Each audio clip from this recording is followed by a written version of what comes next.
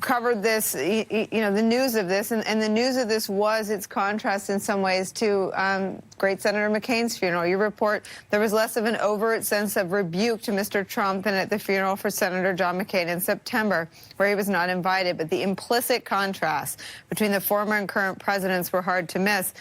And you make this point that everyone felt, and I hadn't heard anyone say it out loud or write it till I read your piece, without directly saying so, the speakers pushed back against Mr. Trump's mockery of the former president's volunteerism slogan, 1,000 points of light, during campaign rallies this year.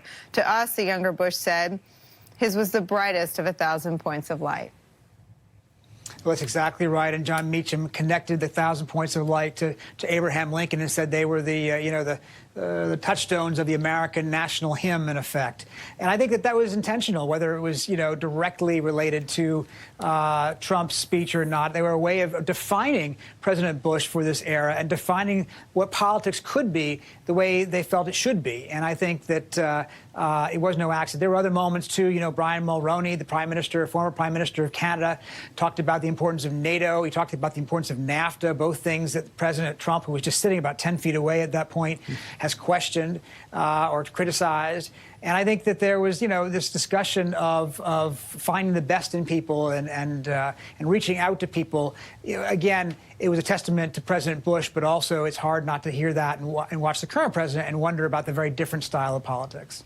Michael Beschloss, where are we as a country when you cannot praise NATO allies and character without rebuking the current leader of our country? If someone had given a eulogy like that 5 years ago and Mulroney 2 years ago, right? 2 years ago. And praised NATO, we would have probably been nodding off, because what else would Mulroney do but praise NATO? Now it's a headline. Now it's a political act. If someone says George H.W. Bush was modest, it's a statement about Donald Trump. If someone says that, George W. Bush tried to reach across the aisle, that's what most people have done during most of American history, but hard to say it without it seeming like, I guarantee you that Donald Trump, who's not exactly known for not seeing everything in his own terms, I'm sure he took those things as insults rather than realizing that people were just saying what they were going to say. It's such an interesting point that you make, because there has not been an example since he emerged on the political stage of him being able to see anything as not about him. Right, it's everything all about is him. about. Right. So this was a service. It was not about him, No, and I have to believe not about him. Right.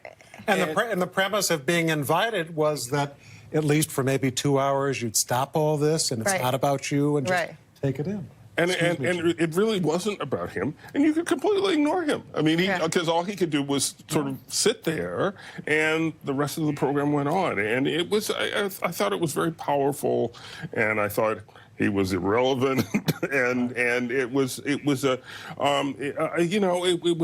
busy day. It was a very cold day up on that roof,